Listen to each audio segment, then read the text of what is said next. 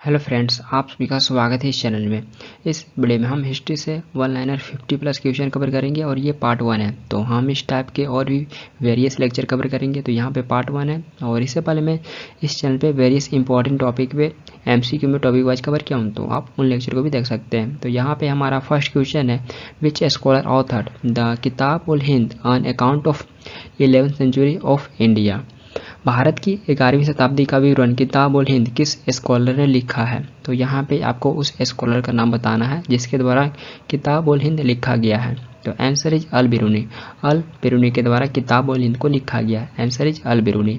Next है, the traveller Al Biruni who visited India in 11th century was from which country.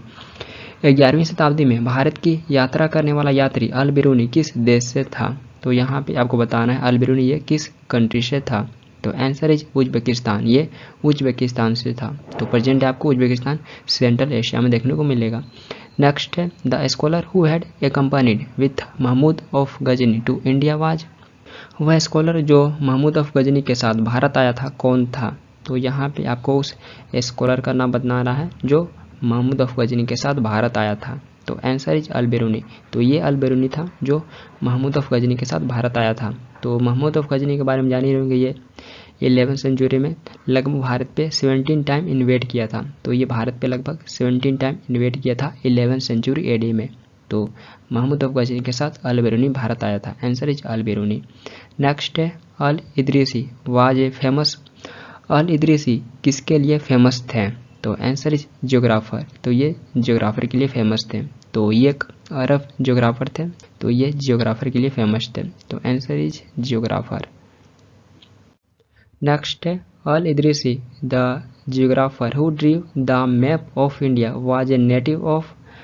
Bharat का map बनाने वाले geographer अल इदरीसी कहाँ के मूल निवासी थे। तो आंसर इज अरबिया। तो अल इदरीसी ये अरब के मूल निवासी थे।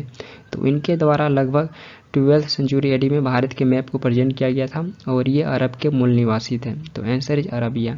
नेक्स्ट है, विच British surveyor general prepared the first survey based maps of India. किस ब्रिटिश सर्वेयर जनरल ने भारत का पहला सर्वेक्षण आधारित मैप तैयार किया था। तो answer is James Rennell. James Rennell के द्वारा भारत का पहला सर्वे बेस्ड मैप तैयार किया गया था। नेक्स्ट है, हु असैसिनेटेड सर विलियम हट कर्जनवाइली इन लंदन। लंदन में सर विलियम हट कर्जनवाइली की हत्या किसने की। तो आंसर इज मदन लाल डिंगरा। तो मदन लाल डिंगरा जी के द्वारा 1909 में सर विलियम हट कर्जनवाइली की हत्या लंदन में किया गया था। तो answer is Madan Lal Dhingra. Next है, in which year was the Mughal empire establish by Babur. Babur के द्वारा किस वर्ष मुगल एम्पायर की स्थापना किया गया था। तो आंसर इज 1526। 1526 में बाबर के द्वारा मुगल एम्पायर की स्थापना भारत में किया गया था। तो जान ही रहेंगे 1526 में फर्स्ट बैटल पानीपत हुआ था बाबर और इब्राहिम लोदी। तो इब्राहिम लोदी की इस बैटल में हार हो जाती है और इसके बाद भारत में मुगल एम्पायर की नींव रखा जाता है बाबर के द्वारा और ये फर्स्ट रूलर बनता है मुगल एम्पायर का। तो ये भी इंपॉर्टेंट पॉइंट पूछे जाते हैं। फर्स्ट रूलर कौन था मुगल एम्पायर का। तो ये बाबर था। और इब्राहिम लोदी जो इस बैटल में हार जाता है फर्स्ट बैटल पानीपत में, तो वो लास्ट रूलर था लोदी डायनेस्टी का और पूरे दिल्ली सल्तनत का भी। तो ये भी इंपॉर्टेंट फैक्ट है। तो इससे पहले मैं पूरा दिल्ली सल्तनत पूरा मुगल एम्पायर कवर किया हूँ, तो आप उन लेक्चर को भी देख सकते हैं। नेक्स्ट है, the period 1885 to 1905 of the Indian national movement is called. भारतीय राष्ट्रीय आंदोलन की 1885 से 1905 की अवधि को क्या कहा जाता है। तो आंसर इज मॉडरेट्स पीरियड।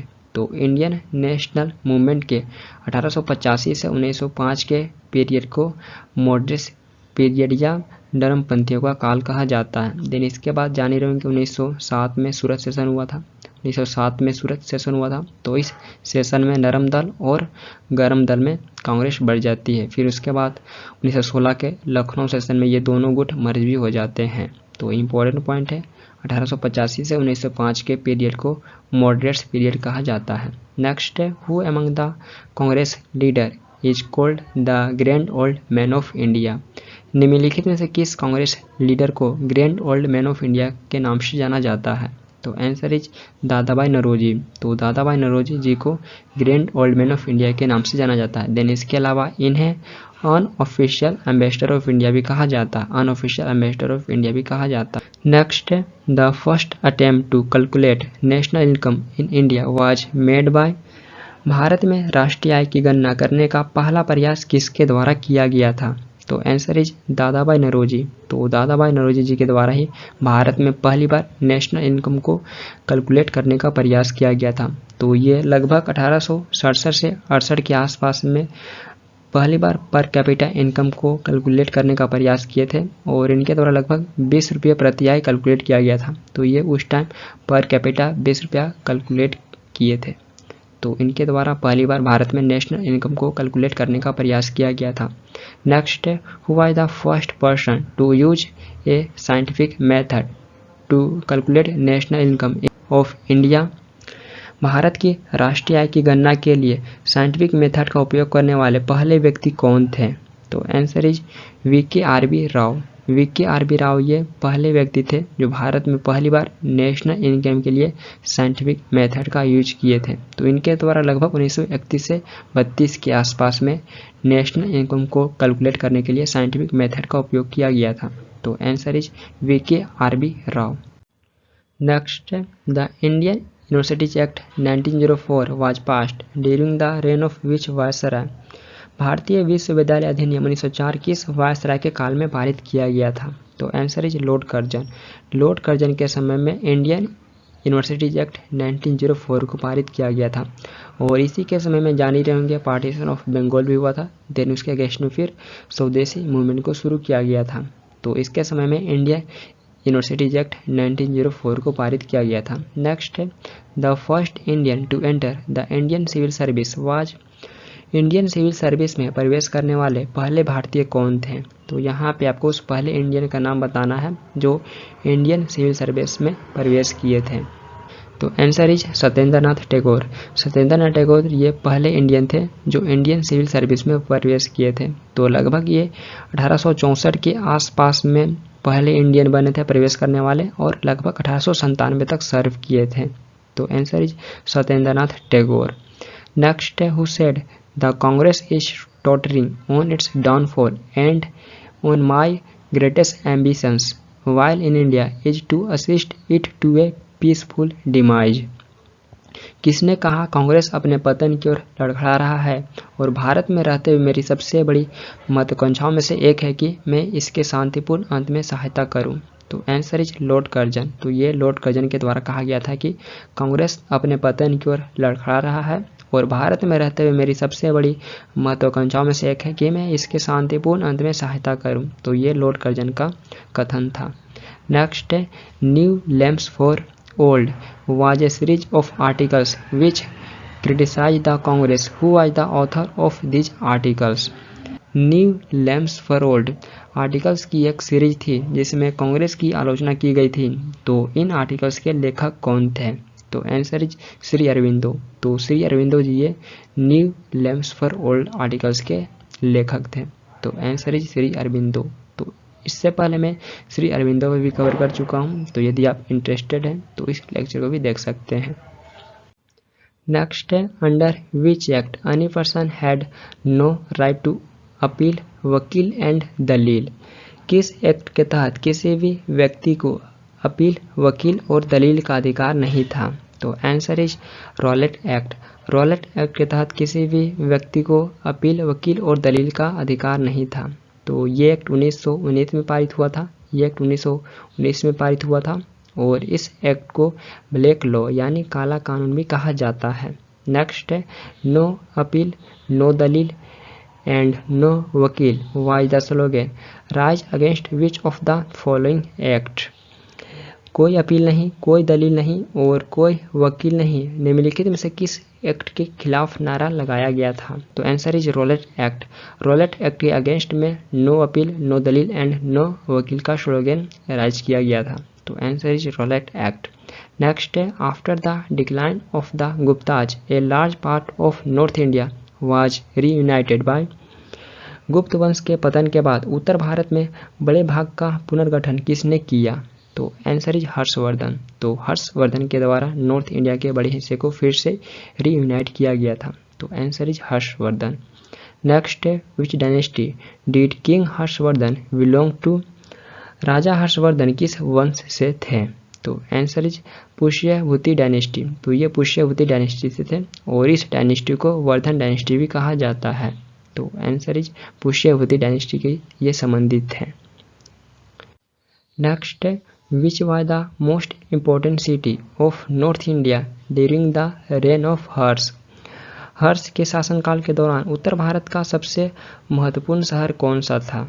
तो आंसर इज कन्नौज। तो कन्नौज ये हर्ष के शासनकाल के दौरान नॉर्थ इंडिया का मोस्ट इम्पोर्टेंट सिटी था। तो हर्षवर्धन को ही शॉर्ट में हर्ष कहा जाता है और प्रेजेंट ये कन्नौज आपको उत्तर प्रदेश में देखने को मिलेगा। नेक्स्ट है where is Harshvardhan's capital Thanesar located at present. Harshvardhan की राजधानी थानेश्वर वर्तमान में कहाँ स्थित है? तो आंसर इज हरियाणा। तो प्रेजेंट है थानेश्वर ये हरियाणा में स्थित है। नेक्स्ट है Harshvardhan shifted the capital from Thaneshwar to. Harshvardhan ने अपनी कैपिटल को थानेश्वर से कहाँ शिफ्ट किए थे? तो आंसर इज कन्नौज। तो ये अपने कैपिटल को थानेश्वर से कन्नौज शिफ्ट कर लिए थे। तो ये भी क्वेश्चन पूछे जाते हैं। नेक्स्ट है two great religious conferences were held by king Harshvardhan at. राजा हर्षवर्धन द्वारा कहाँ दो महान धार्मिक सम्मेलन आयोजित किए गए थे? तो answer is Kannauj and Prayag. तो ये कन्नौज और प्रयाग में दो ग्रेट रिलीजन कॉन्फ्रेंस आयोजित किए थे। तो answer is Kannauj and Prayag. Next है which Chinese pilgrims came to India during the time of Harshvardhan. Harshvardhan के समय कौन से चाइनीज पिलग्रिम्स भारत आए थे? तो आंसर इज ह्यूनसांग। तो ये ह्यूनसांग थे जो हर्षवर्धन के समय भारत आए हुए थे। नेक्स्ट है which Chinese traveller is called prince of travellers. किस चीनी यात्री को यात्रियों का राजकुमार कहा जाता है? तो आंसर इज ह्यूनसांग। तो ये ह्यूनसांग थे जिन्हें प्रिंस ऑफ ट्रेवलर्स कहा जाता है। नेक्स्ट है during the period of Hiuen Tsang's visit the city most famous for the production of cotton cloth was. Hiuen Tsang की यात्रा के दौरान सूती कपड़े की प्रोडक्शन के लिए सबसे फेमस शहर कौन सा था? तो आंसर इज मथुरा। तो ये मथुरा था जो ह्यूनसांग की यात्रा के दौरान सूती क्लॉथ के प्रोडक्शन के लिए मोस्ट फेमस शहर था, जो प्रेजेंट आपको उत्तर प्रदेश में देखने को मिलेगा। नेक्स्ट है who presided on the Kannauj assembly of 643 AD called by Harshvardhan.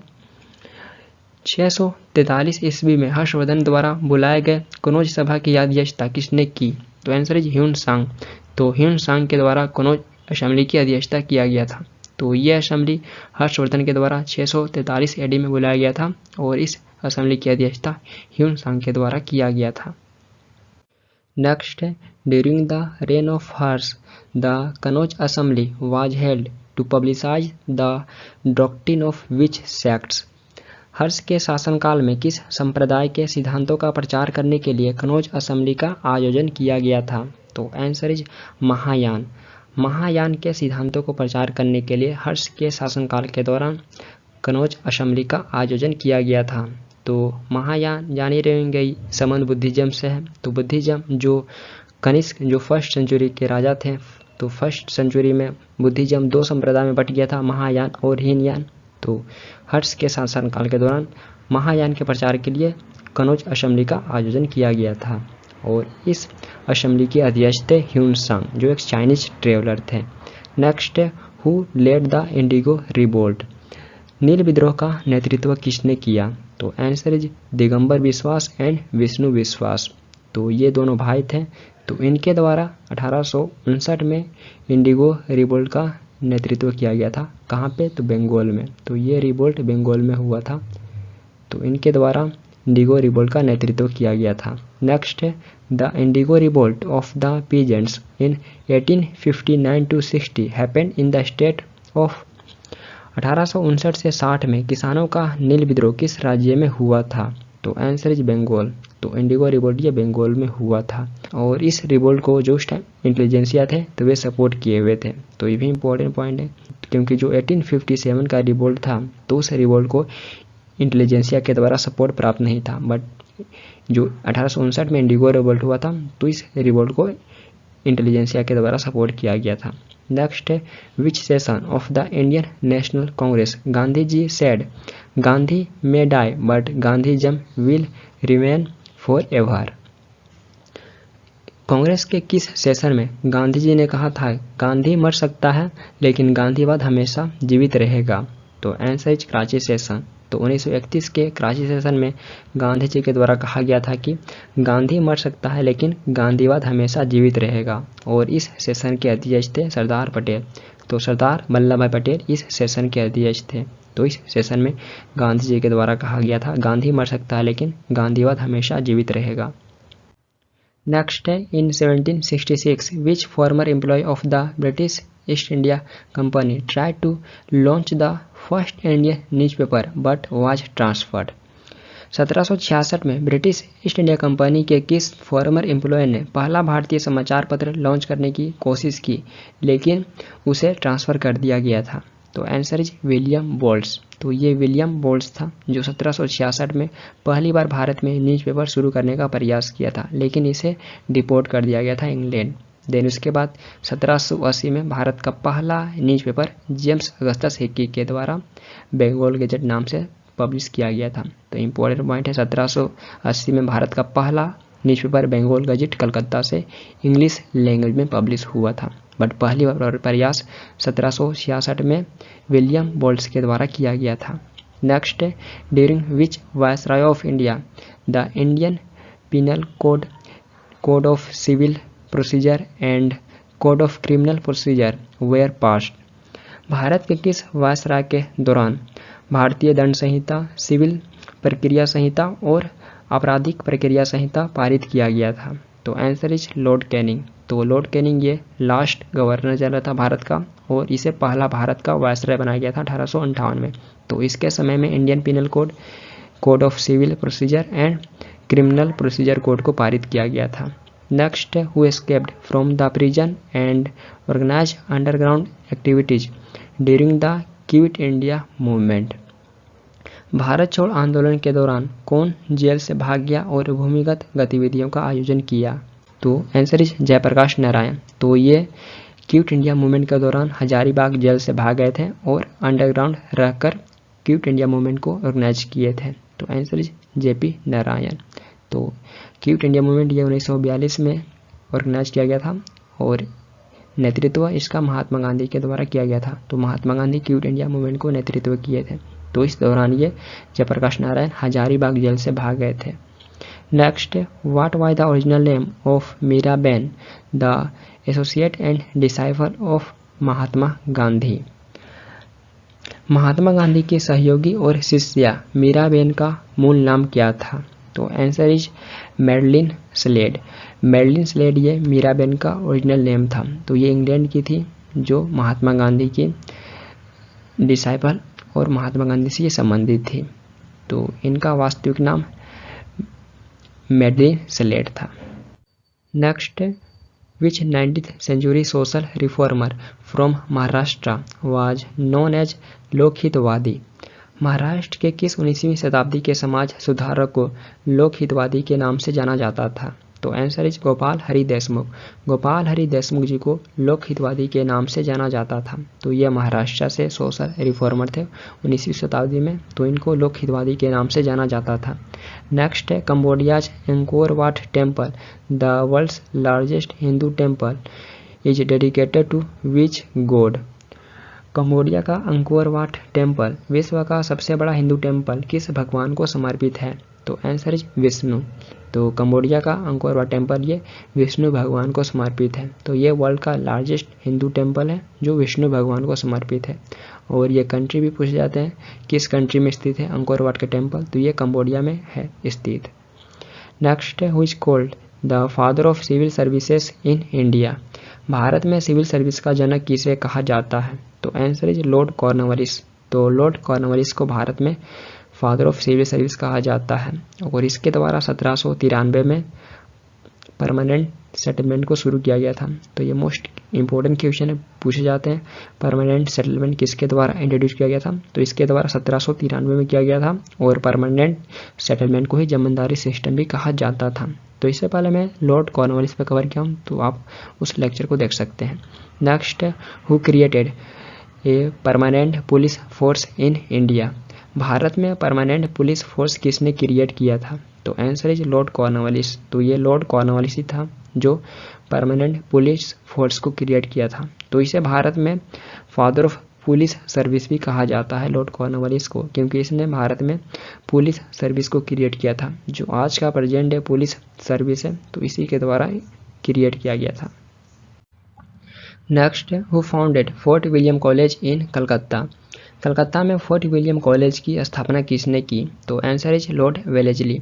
Lord Wellesley के द्वारा कलकत्ता में फोर्ट विलियम कॉलेज की स्थापना किया गया था। तो इसने 1800 में फोर्ट विलियम कॉलेज की स्थापना कलकत्ता में करवाया था। तो ये बंगाल का गवर्नर जनरल था, और इसके द्वारा सब्सिडी अलायंस सिस्टम को इंट्रोड्यूस किया गया था 1798 में। तो इम्पोर्टेंट पॉइंट पूछे जाते हैं, सब्सिडी अलायंस सिस्टम को किसने इंट्रोड्यूस किया था? तो ये लॉर्ड वेलेस्ली ही था, और पहली बार सब्सिडी अलायंस सिस्टम को हैदराबाद के निजाम ने एक्सेप्ट किया था। तो इससे पहले मैं लॉर्ड वेलेस्ली पे भी कवर किया हूँ, तो आप इस लेक्चर को भी देख सकते हैं।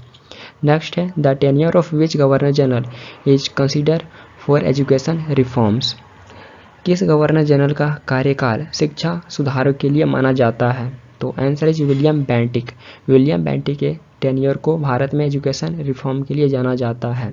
तो ये बंगाल का लास्ट गवर्नर जनरल था, और 1833 में इसे चार्टर एक्ट के द्वारा पूरे भारत का पहला गवर्नर जनरल बना दिया गया था।